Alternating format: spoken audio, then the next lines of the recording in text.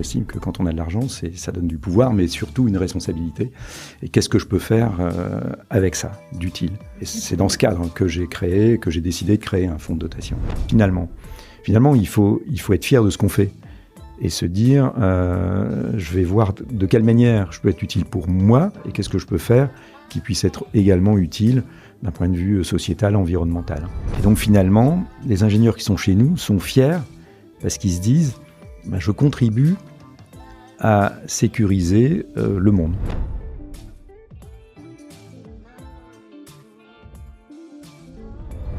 Bonjour tout le monde, bienvenue sur Tokaté.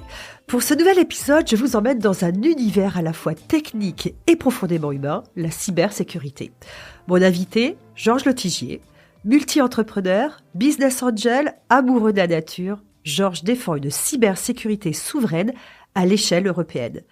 Jusque très récemment CIO de Veid, un acteur phare du secteur qui a rejoint la société allemande Hornet Security, il a fondé Scalaire, une boîte transmise à sa fille et son gendre, une belle histoire de transmission. Aujourd'hui, il consacre en partie son énergie à 2 projets qui font sens. Auriga Cyberventure, un fonds qui soutient les éditeurs en cybersécurité, mais également Octocampus, un fonds de dotation engagé pour la biodiversité et la recherche, qui déjà est partenaire de Calawait et Rock for Life.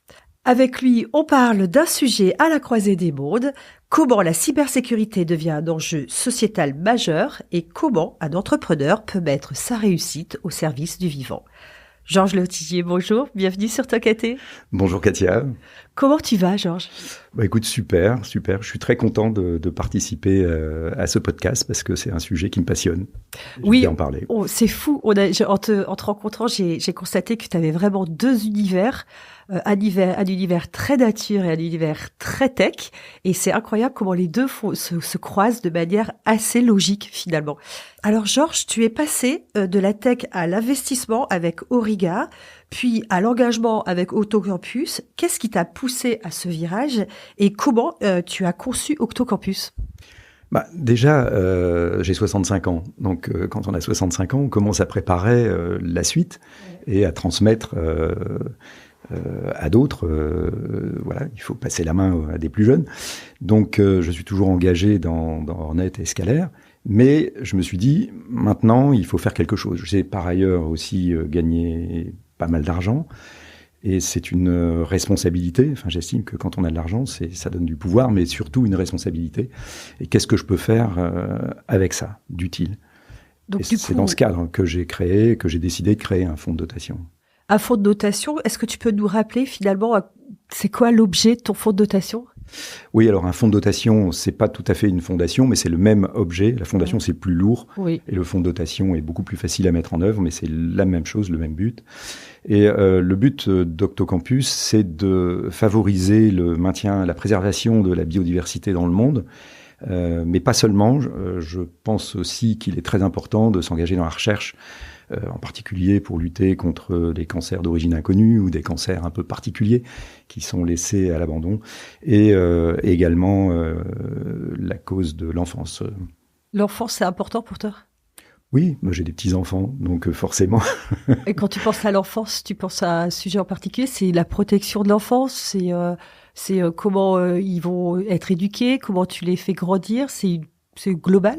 C'est global, oui, et en particulier en lien avec le numérique, qui est un danger toxique pour les enfants. Oui, et c'est marrant que tu dis ça parce que tu travailles dans le numérique depuis très longtemps, finalement. Oui.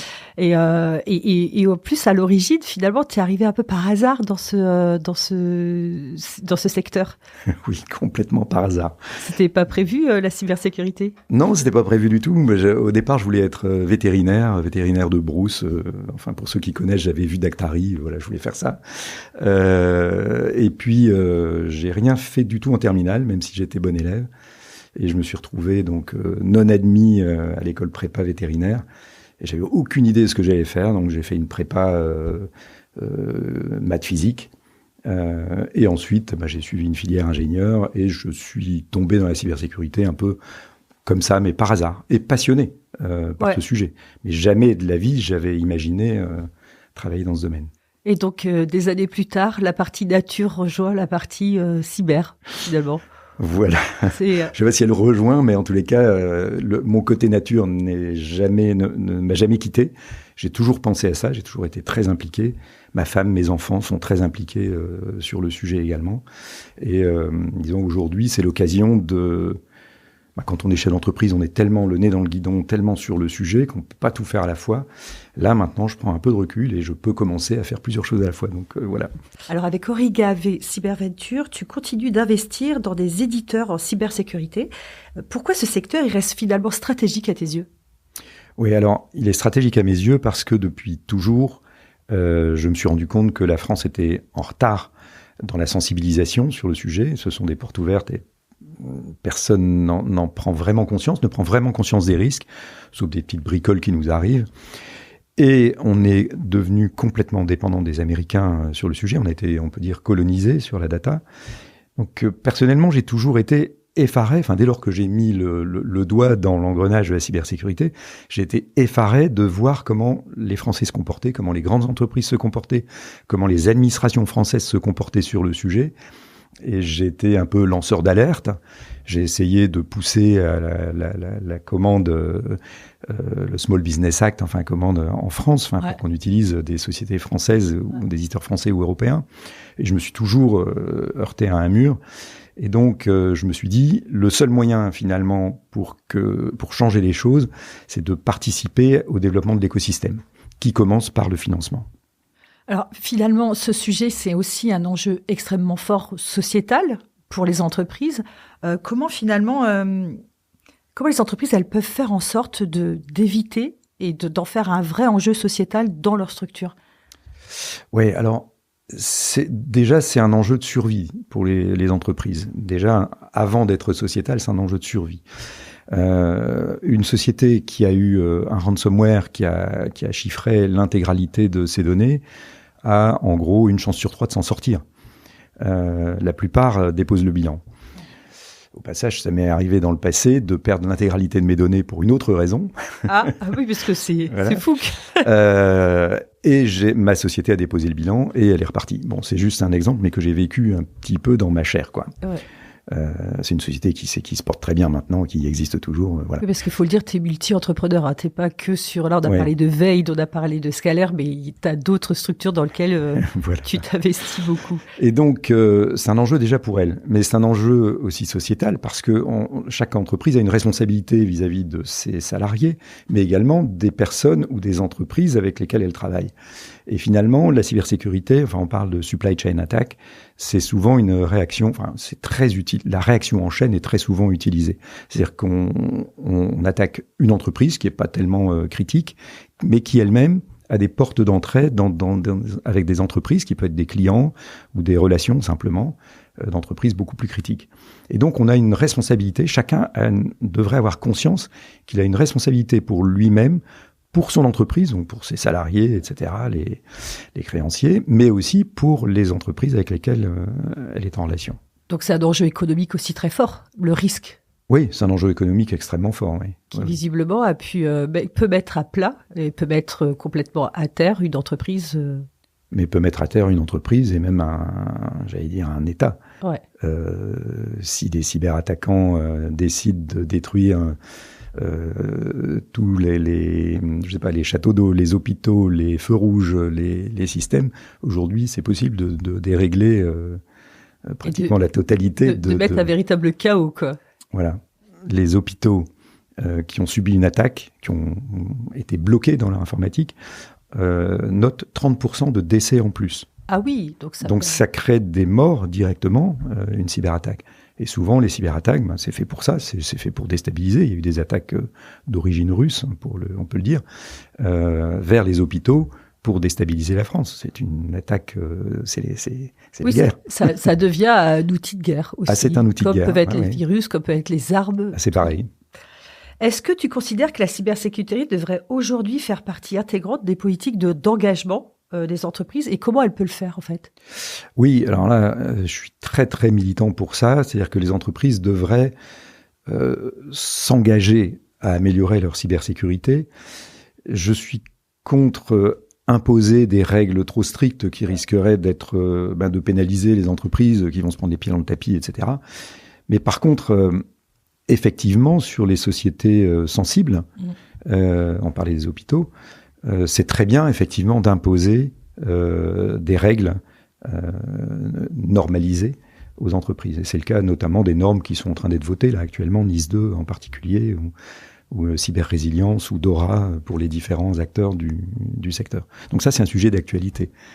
Et les entreprises, quand on n'est pas d'un hôpital, mais quand on est une entreprise lambda, qu'est-ce qu'on finalement on peut mettre en place? Quel outil on peut avoir en se disant bon bah il faut que je prenne attention, il faut que dans mon engagement sociétal j'intègre la cybersécurité. Quel axe je mets? Qu'est-ce que je choisis comme outil finalement? Oui, alors la cybersécurité, c'est prévention, détection, remédiation. Enfin, c'est les 3 axes qu'on va trouver sur les infrastructures, sur le réseau, sur le poste de travail, etc. Mais la prévention est le premier pôle, finalement. C'est-à-dire qu'il faut sensibiliser les personnes à ça. Et pour les entreprises, ce qui est très important, finalement, c'est de faire au moins un mini-audit. Un audit peut coûter très cher, évidemment, si on fait un audit de l'ensemble des vulnérabilités, etc., refondre les infrastructures, ça peut coûter cher. Mais un mini-audit, ça coûte 5 à 10 000 euros. Et en plus, c'est subventionné par le gouvernement qui en a pris conscience et qui le favorise. Donc ça, il faut le faire. Et ça donne, en tous les cas, les axes d'une part, une liste de vulnérabilités les plus importantes et les axes d'amélioration. Et ça, il faut le faire. C'est indispensable de le faire parce que c'est une responsabilité. Si on n'a pas peur pour sa propre boîte, on doit au moins respecter ses salariés, les personnes qui sont en relation, qui sont abonnées au site web et les entreprises avec lesquelles on travaille. Oui, parce qu'il y a une question de confiance dans le numérique. Mais oui. Parce que c'est le sujet, c'est que de plus en plus, on est de moins en moins à l'aise avec... On a conscience un petit peu quand même maintenant qu'on utilise nos données, mais du coup, on est plutôt dans une méfiance sur le numérique, alors que le numérique est partout. Donc, il faut réussir finalement à donner la confiance. C'est assez curieux parce que il y a une méfiance un peu instinctive de manière générale, mais il y a un manque de sensibilisation à la réalité des problèmes. Et pour autant, aujourd'hui, l'économie mondiale, l'économie de la France, de n'importe quelle association ou entreprise, est complètement dépendante de son IT, de son informatique. C'est-à-dire que si tout s'arrête, l'informatique s'arrête, en général, presque tout s'arrête. Et ça aussi, il faut savoir s'en passer. Donc les hôpitaux ont des process, quand il n'y a plus d'informatique, comment on fait pour continuer à fonctionner? Avec du papier, ça marchait dans le temps. Ça prenait beaucoup de place. Mais voilà, donc il faut apprendre aussi à ne pas en être trop dépendant. Et donc, il y a la partie prévention, détection, bien sûr, mais remédiation, ça va de la continuité d'activité qui peut être continuité informatique, mais continuité papier aussi, récupération des données, etc. Mais c'est des choses simples, c'est juste du bon sens. Qu'est-ce qui arrive s'il y a un incendie chez moi? Qu'est-ce qu'on fait? Est-ce que je mets des choses dans un coffre-fort? Est-ce que je le mets ailleurs pour être sûr de les garder? Oui, c'est vrai que c'est un sujet sur lequel on pense pas souvent à ce genre de choses-là. On est pris dans notre quotidien et on se pose pas la question de se dire, s'il y a le feu chez moi, comment je fais pour récupérer mes fiches de paye, bien que maintenant tout est un peu sur des clouds. En fait, il suffit de raisonner par analogie, finalement. C'est du bon sens, l'informatique. C'est pareil que réfléchir à une maison. Il y a des vulnérabilités. Il peut y avoir des inondations, il peut y avoir un incendie, il peut y avoir un visiteur, du vol. Il peut y avoir quelqu'un qui saccage tout. C'est pareil, finalement. Alors, on parle des entreprises, mais est-ce qu'on peut parler aussi des parties de la sécurité chez les ONG? Finalement, toi qui lances un fonds de dotation et qui travaille avec des associations également, les associations, finalement, c'est encore un sujet c'est super loin pour eux, la question de la cybersécurité. Et pourtant, elles peuvent être, via ce que tu m'expliquais tout à l'heure, la partie de la supply chain, elles peuvent être très bien la porte d'entrée vers une attaque de cybersécurité pour des entreprises qui soutiennent cette association, finalement. Des entreprises qui soutiennent ou des particuliers qui soutiennent, etc. Parce que c'est vrai que les sociétés ou les associations qui sont pas dans ce milieu-là se disent moi, il peut rien m'arriver. Pourquoi on m'attaquerait? La réalité, c'est que les cyberattaquants attaquent n'importe qui. Et les ONG, si elles ne sont pas suffisamment sécurisées, vont se faire attaquer. Et ça veut dire quoi? Ça veut dire que le cyberattaquant va récupérer tous les passwords, tous les mots de passe, des particuliers qui par le site web ont cotisé, les entreprises avec lesquelles elles travaillent, ou les autres associations avec lesquelles elles sont en lien. Ce qui fait que, et là, bien sûr, on touche au problème du password, qui devrait être toujours différent, mais qui le fait pas beaucoup. Et donc, en récupérant des passwords d'une ONG, on va récupérer les passwords d'un usager dans l'entreprise, enfin de quelqu'un qui travaille dans une entreprise, et ensuite, par là, rentrer dans l'entreprise. Est-ce que sur la question est-ce que pour toi, tu penses que la French Tech a un rôle à jouer sur ça auprès des ONG ou Carrément. Elle pourrait très bien, effectivement, c'est peut-être un des outils qui peut rapprocher plus entreprises de la tech et les associations, même si de plus en plus il y a un lien qui se crée de manière assez naturelle. Bah oui, alors pour moi la French Tech c'est une organisation d'abord au passage qui fait un travail remarquable, je dois le dire, depuis que ça a été créé et qui est connu internationalement. Quand on se balade à San Francisco, si on parle de la French Tech, tout le monde connaît, mais c'est vrai, et au Japon aussi. Mais donc, la responsabilité de la French Tech, c'est d'animer les acteurs de la tech, mais également de sensibiliser à l'usage de la tech, et j'allais dire probablement aussi de la souveraineté. Enfin, French Tech, il y a une notion de souveraineté. On devrait aussi parler d'European Tech, ou je sais pas. On y viendra certainement. Mais la souveraineté doit être plutôt européenne. Mais en tous les cas, c'est un label qui est devenu très important, qui anime une communauté, et je pense que c'est très important d'avoir cette notion sociétale également. Je voudrais qu'on revienne sur Octocampus, pour essayer de comprendre un petit peu pour tes premiers soutiens. Tu as choisi de soutenir 2 structures, entre autres. Donc, on a parlé en introduction de Callaway et aussi un petit peu de manière moins forte aussi Rock for Life. Est-ce que tu peux me dire déjà, quand tu as fait ton fonds de dotation, donc tu as choisi la partie juridique plutôt fonds de dotation plutôt que fondation, les thématiques, tu les as établies assez rapidement. En fait, c'est des thématiques qui sont liées purement à ce que toi, très à titre personnel finalement, qui ont évidemment des enjeux sociétaux environnementaux, il n'y a pas de sujet, mais c'est vraiment déjà, tu as choisi purement par rapport à ce qui te touchait, j'imagine.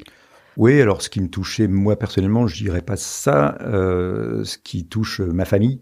Ouais, je veux dire que c'est familial, Octocampus. Ma holding, de toute façon, est familiale. Ouais. Enfin, en tout cas, j'avais fait une donation à mes enfants, etc. J'ai impliqué ma femme également. Et j'ai 4 enfants, mais ils sont tous en couple. Et que ce soit mes enfants, les pièces rapportées, ainsi que ma femme, on est tous absolument convaincus par ça.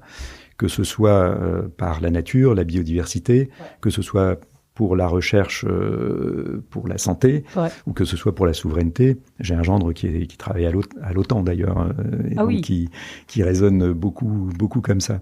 Donc c'est vraiment, c'était une espèce d'évidence familiale. Oui. On a gagné beaucoup d'argent, il faut le dire. Qu'est-ce qu'on peut faire avec ça ?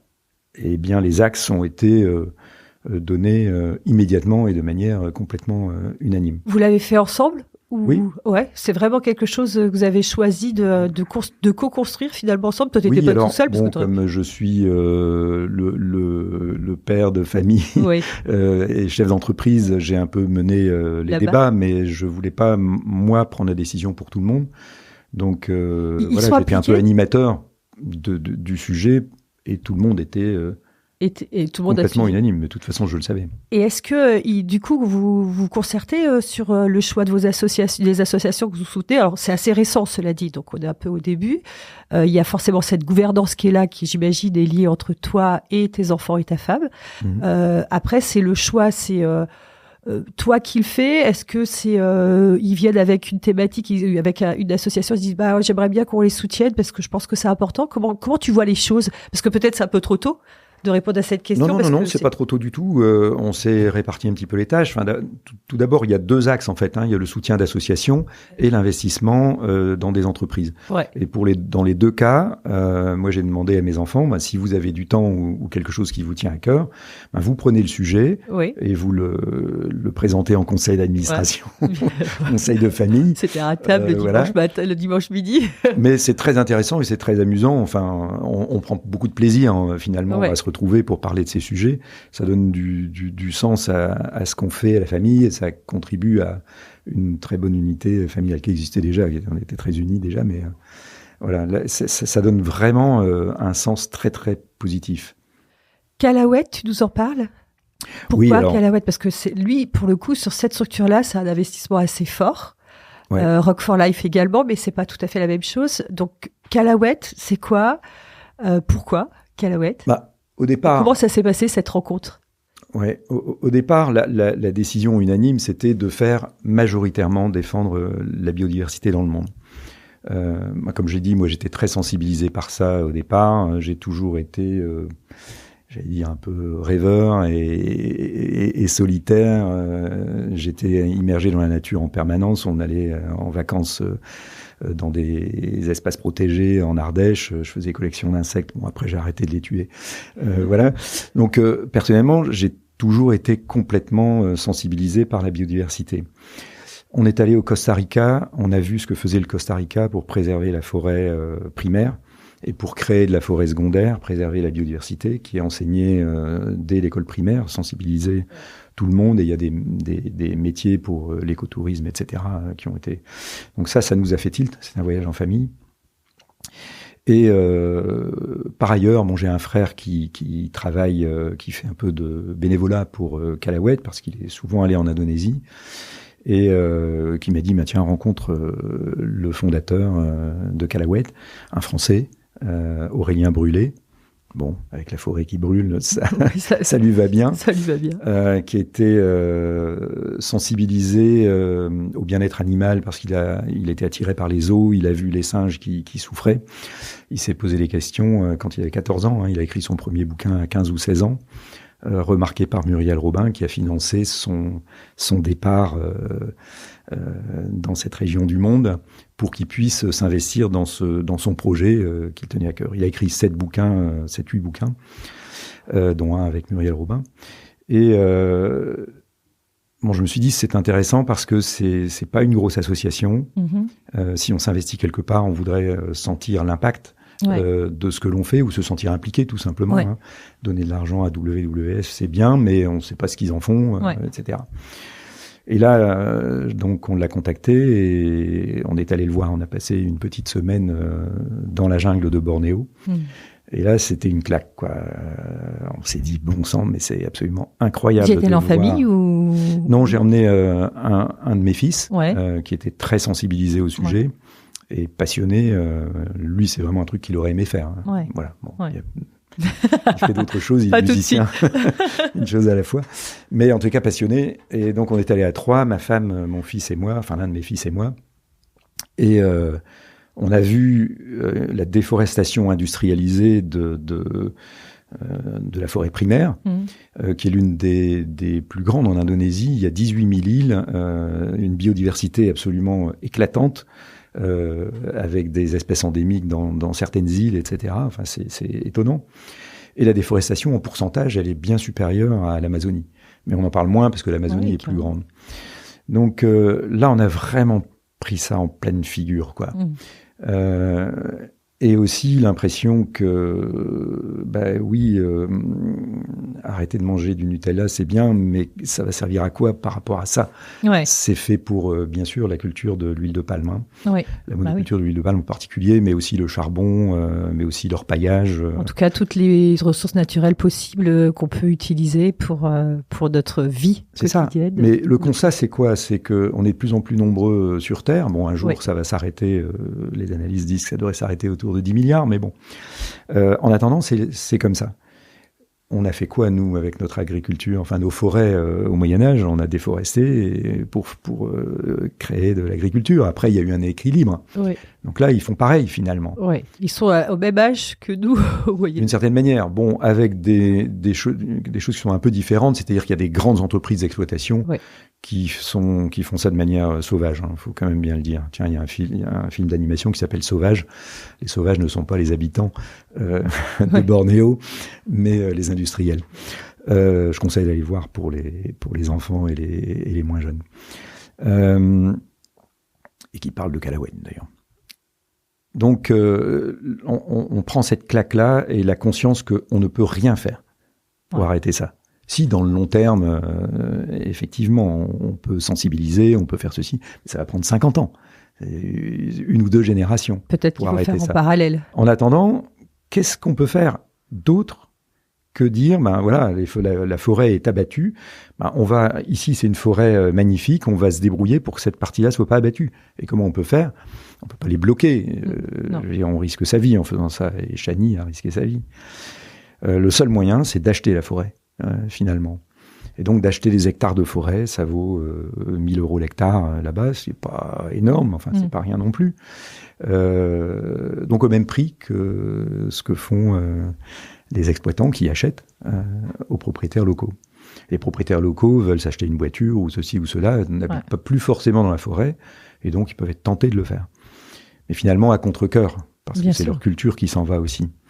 Et donc acheter de la forêt pour la préserver, faire un contrat avec l'État ou la collectivité locale, rétrocéder la propriété mais en gardant la concession d'exploitation, pour y mettre des rangers qui vont surveiller le braconnage d'animaux, mais braconnage aussi d'arbres, des coupes d'arbres sauvages, il y en a tout le temps. Donc superviser tout ça. Et là, je me suis dit, c'est la seule chose à faire. Donc première claque, déforestation. Deuxième claque, la compréhension de ce qu'il faut faire. Ouais. Et puis la troisième, c'est l'immersion dans la jungle. La rencontre d'animaux. Ouais. Ça a été waouh. Ouais. Franchement. Ça t'a touché profondément. Profondément. Donc du coup, immersion. Donc là, tu te dis, c'est bon, on y va. On commence le financement. Comment tu le vois là, à court terme, c'est premier financement, j'imagine.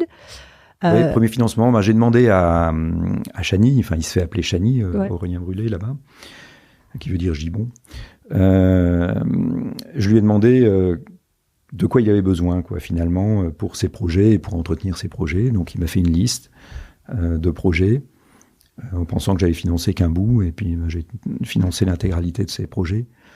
Et également de manière continue, je veux dire, il a 70 personnes sur place, des vétérinaires, des rangers, des cuisinières pour alimenter les rangers, des chevaux, il y a toute une logistique. Un avion, des drones, deux avions maintenant, on finance un avion. C'est pas uniquement racheter les terres, c'est aussi surtout toute l'organisation qui va autour, ce qu'on appelle surtout le support, les fonctions support, souvent on oublie. Quand on finance les structures, on pense toujours au projet tel quel et quel impact ça a, et avoir des KPIs et se demander concrètement ça a servi à quoi. C'est important, mais c'est aussi important d'avoir en tête qu'il y a dans ces structures-là tout ce qu'il faut, toutes les personnes et aussi tous les éléments qui font que ça marche finalement. Voilà, et donc c'est un besoin un besoin constant, permanent, en tous les cas de fond. Ouais. D'ailleurs, il aime pas trop les entreprises parce que les entreprises donnent en général une fois. Oui. Et c'est pas dans la durée. Ce qu'il essaie d'avoir, c'est des milliers, des centaines de milliers de personnes qui vont mettre 5 € chaque mois. Oui. Et qui vont parrainer un gibbon. On peut parrainer un gibbon. Oui. Et on a le droit de le rencontrer ou on doit courir derrière dans la forêt? C'est très difficile de rencontrer un gibbon. Les gibbons sont très très sauvages. C'est plus facile de rencontrer un orang-outan et c'est très impressionnant. Est-ce que, du coup, c'est parti pour un engagement à long terme, toi? Tu as décidé de pas uniquement le faire. Oui. Voilà, c'est important aussi de dire, dans la durée, l'investissement dans la durée, c'est un élément fondamental pour les structures d'intérêt général ou les structures d'intérêt général. Donc, du coup, réussir à tenir dans le long terme, comment tu fais à dire, parce que les moyens, ils sont pas sans fond à la fin, finalement. Non, mais déjà, j'ai un bâtiment. Octocampus, c'était le nom du bâtiment, finalement. Ouais. C'était vraiment un campus pour avoir plusieurs entreprises, pas tout à fait une pépinière d'entreprise, mais c'était un petit peu le but au départ. Et on est en pleine nature, d'ailleurs, mais tu connais l'endroit. Oui, je suis juste en face. On a l'impression d'être en pleine nature. Ouais. Et donc ça fait un revenu récurrent que j'ai apporté au fonds de dotation, ce qui fait que le fonds de dotation a un revenu récurrent à distribuer. Ok.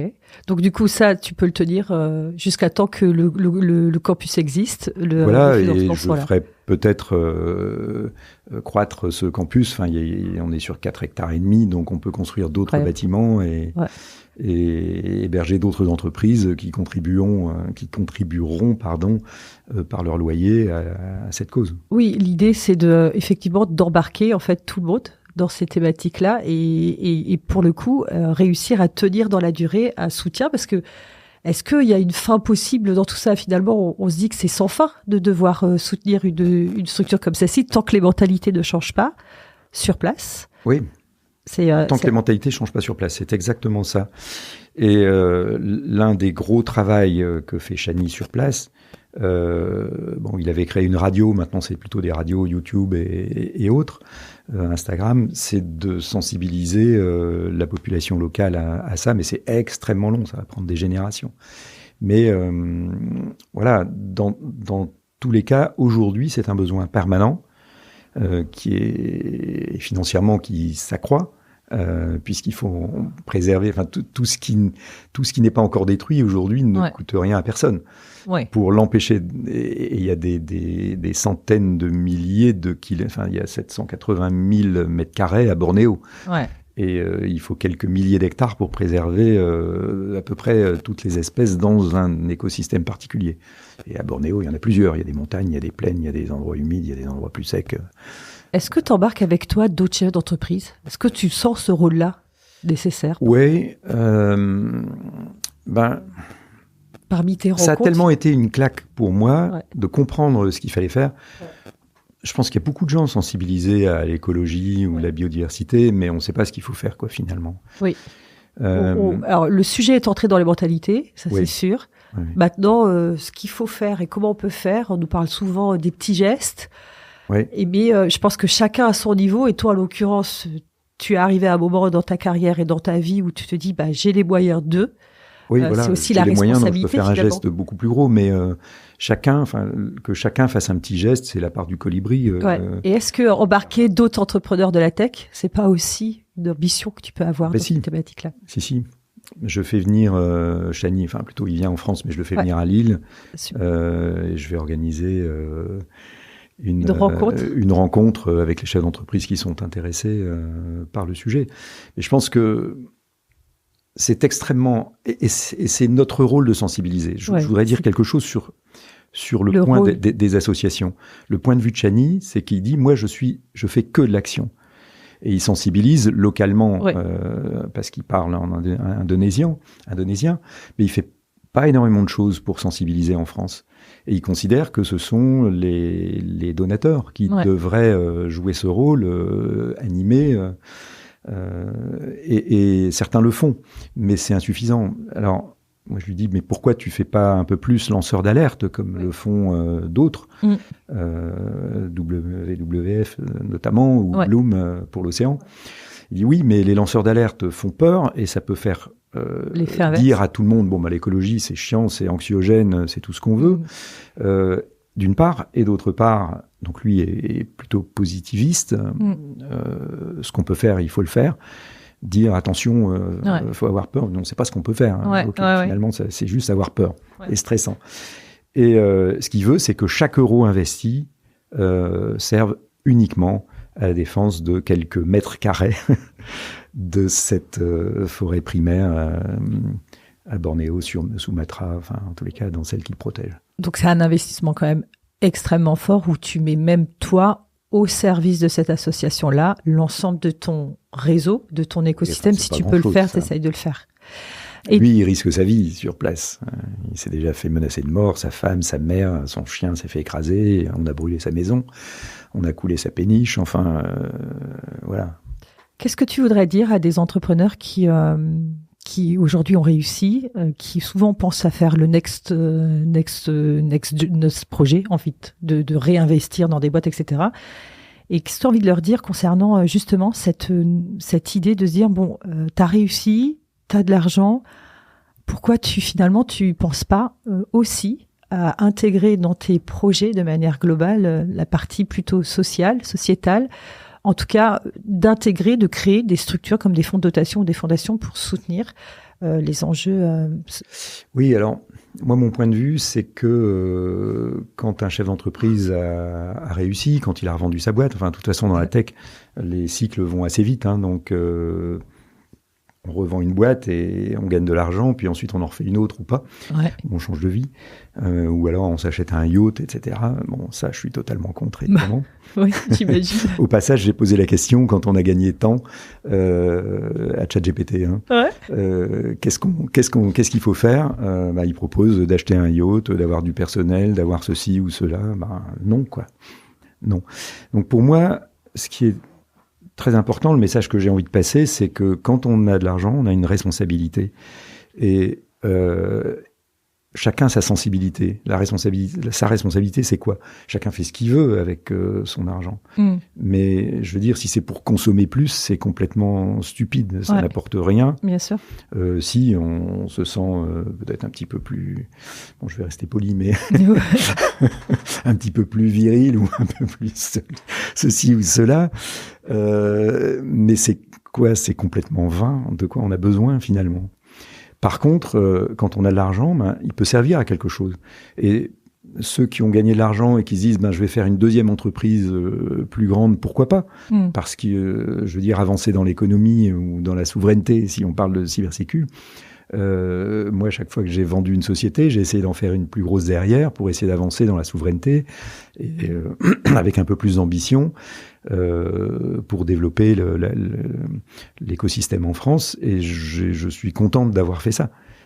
J'étais satisfait, j'étais fier de ce que j'ai fait finalement.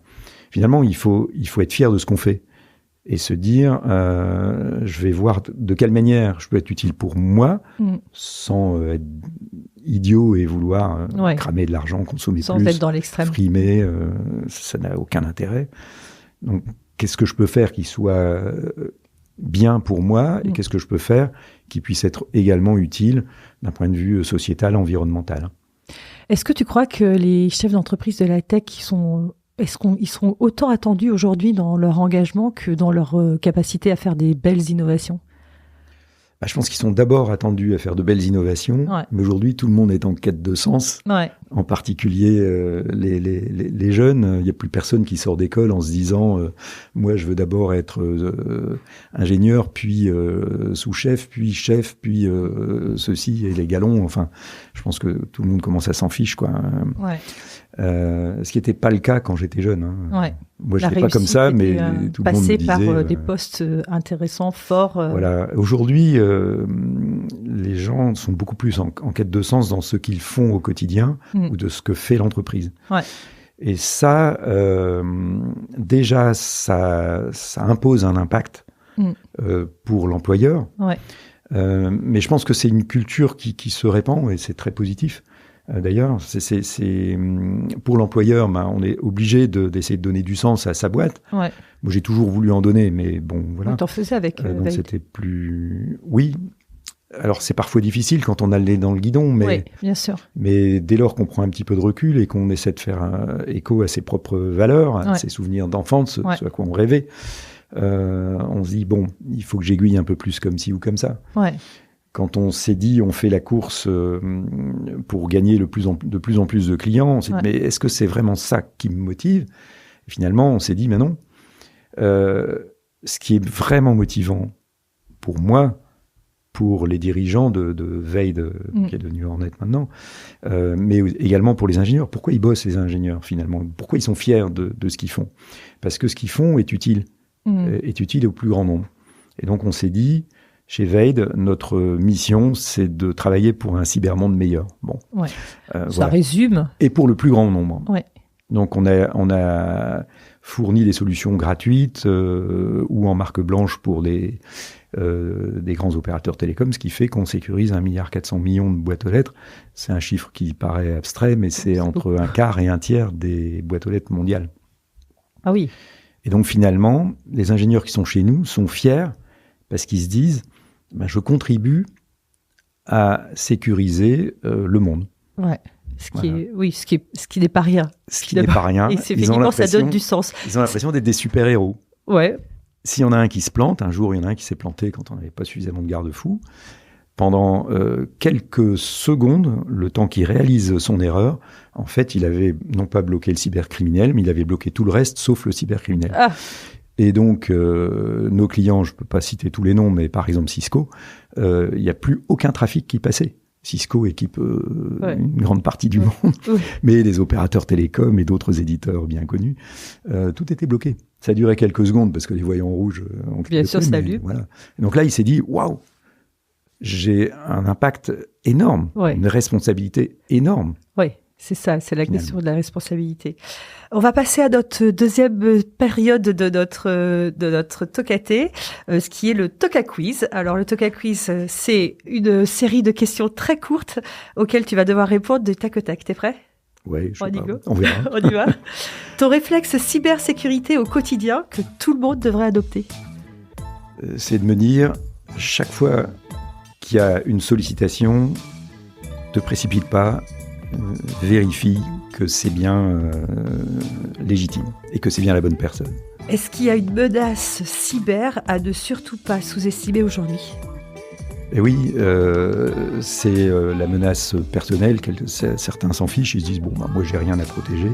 Mais comme je le disais tout à l'heure, il y a une responsabilité vis-à-vis de toutes les personnes avec qui on est en connexion. Toute la chaîne. Ouais, et donc, voilà. C'est celle-là qui est fondamentale. C'est la supply chain attack au niveau professionnel, mais au niveau personnel, ben, on a des relations avec d'autres personnes. Et quand on prend un risque pour soi, on le fait prendre aux autres. Ce que tu réponds quand on te dit que la cybersécurité et souveraineté européenne, c'est utopique. Bah, c'est pas utopique. Aujourd'hui, on pourrait dire que c'est une utopie, parce que ça ne marche pas encore. Mais la prise de conscience fait à la fois des personnes, des entreprises et des gouvernements, surtout avec l'actualité, fait que les gens se disent « mais bon sang, jusqu'où on est allé ?» Donc non, c'est pas une utopie. On est dans le constat je suis même absolument certain qu'on va y arriver. Aujourd'hui, on est complètement dépendant. C'est inadmissible. C'est nos données qui ont des portes ouvertes dans tous les pays du monde qui ne respectent pas la privacy, comme on dit. Une cause environnementale ou animale qui bouleverse particulièrement, alors on peut parler de Callaway. Oui. Ce qui me bouleverse le plus finalement, c'est que la biodiversité, tout le monde s'en fiche. Ça n'a pas de valeur. Ça n'a pas de. Il n'y a pas d'argent en face. Ça ne rapporte rien à la biodiversité. Enfin, sauf un peu pour l'écotourisme. Au passage, on va consommer plus de carburant dans les avions, etc. Donc oui, le fait que la biodiversité, les animaux, les plantes n'ont aucune valeur. Et je ne comprends pas ça. Ce qui t'émerveille encore dans la nature ? Tout. Tout, pour le coup. Tout. Du microscope pour regarder des petites bêtes, des plantes, des cellules, ou un coucher de soleil. J'ai la chance d'avoir au boulot, comme chez moi, un coucher de soleil tous les soirs. Quand il y a un beau coucher de soleil, je suis émerveillé. Un lieu sauvage ou naturel qui t'apaise, qui te ressource ? Il y a deux choses. La forêt, j'ai besoin, ce qui me ressource, c'est quand j'ai l'impression qu'on ne voit absolument pas la trace de l'homme. Ni de près, ni de loin. C'est une rivière, dans un espace sauvage, c'est la forêt, telle qu'elle est. Il n'y a aucun arbre en rang. Un entrepreneur ou une entrepreneuse qui t'inspire aujourd'hui par son engagement ? Eh bien, je ne sais pas. Je ne sais pas pourquoi. Parce que je suis assez peu relationnel finalement, donc je retiens pas les noms. J'ai rencontré des tas de gens extraordinaires. Tiens, les frères cousins par exemple de la région, qui ont créé des data centers ici dans le Nord, enfin qu'ils ont vendus maintenant. Et ils sont très très engagés dans la consommation énergétique zéro. Voilà. Donc, je trouve que leur engagement, en tous les cas, est remarquable. C'est différent, mais on s'entend très bien. Oui, sur c'est lié sujets. de toute manière. Est-ce que la tech peut apprendre du vivant, selon toi ? Carrément, on a tout à apprendre du vivant. Et là-dessus, il y a une société qui s'appelle BioXégie. Le fondateur s'appelle Lionel Rostand. qui ne me connaît pas, hein, mais moi je le suis sur LinkedIn depuis un moment. Ouais. Et toutes les publications qu'il fait sont formidables. En fait, le métier de Bioxégie, c'est d'observer la nature pour voir comment on peut en tirer une innovation technologique en imitant simplement la nature. La nature est beaucoup plus créative que ce que l'homme imagine être capable de faire. Oui, la nature essaye tout, et depuis toujours, a tout essayé. Et ce qui marche se trouve déjà dans la nature. Alors, tu as choisi de nous partager l'extrait musical de What a Wonderful World de Louis Armstrong. On en écoute quelques secondes. Tu peux nous dire pourquoi ce choix et qu'est-ce qui t'inspire en fait ? D'abord, c'est une chanson assez évidente, quoi. Qui est, c'est pas très original comme chanson, mais je trouve que voilà, c'est simple. Le monde est tellement incroyable, d'une richesse, d'émerveillement. Enfin, on peut s'intéresser à un tas de choses, mais déjà regarder le monde, c'est tellement beau, tellement magnifique, tellement étonnant. Donc ça me parle très fort. En plus, j'aime bien Louis Armstrong, qui est quelqu'un que j'ai considéré un peu comme un second père, comme Ella Fitzgerald, une seconde mère ou grand-père ou grand-mère plutôt.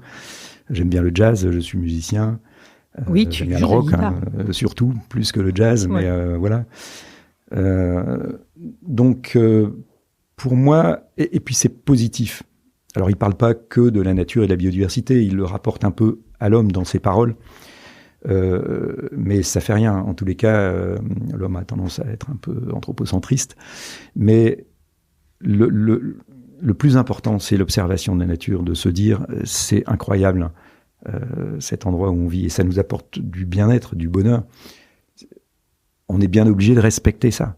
Il faut respecter ça. Et je préfère être positif. C'est une chanson très positive. Est-ce que finalement, c'est pas ton message à l'humanité ? Si tu as quelques secondes, tu lui dis quoi à cette humanité ? Oui, mais moi, je ne parle pas à l'humanité. Je suis tout petit dans un coin et je fais mon petit boulot. Je fais ce que je peux. Si tu avais à lui parler, qu'est-ce que tu lui dirais ? Je dirais qu'il faut ambitionner le respect, ambitionner d'être fier de ce qu'on fait et rien d'autre. Et pour être fier de ce qu'on fait, c'est pas la compétition qui est le plus important. Si on va vraiment dans le fond de ce qu'on est, si on n'oublie pas ses rêves d'enfance. Et moi, je me suis souvent dit, voilà, au moment de ma mort, j'aimerais bien être fier de ce que j'ai fait, me dire, voilà, j'ai fait quelque chose de bien. En tout cas, j'ai fait de mon mieux. Ouais. Voilà. Et c'est le message que, si j'avais quelque chose à dire, je dirais ça, faites de votre mieux, soyez fiers de ce que vous faites. Et ça implique le respect de la nature, qui est la vie. Finalement, la nature, c'est notre mère, c'est la vie. Merci Georges pour ce partage riche et inspirant. Ton parcours illustre à quel point un entrepreneur engagé peut faire bouger les lignes, bien au-delà du monde de la tech. De la cybersécurité à la protection de la biodiversité, tu nous rappelles finalement que la technologie est peut-être et doit servir une cause beaucoup plus grande, celle de nos libertés, de la confiance collective et de notre lien à la nature. Et si on changeait de perspective, et si plutôt de voir la tech comme une fin en soi, on la mettait au service d'un monde plus sûr, plus respectueux et plus vivant. Merci pour votre écoute. À très bientôt et d'ici là, faites le choix du sens. Tocaté, à vous de jouer. Merci d'avoir écouté Tocaté, le podcast engagé de la French Tech League. N'hésitez pas à vous abonner et à le partager autour de vous. Je vous dis à très bientôt et d'ici là, Tocaté, à vous de jouer.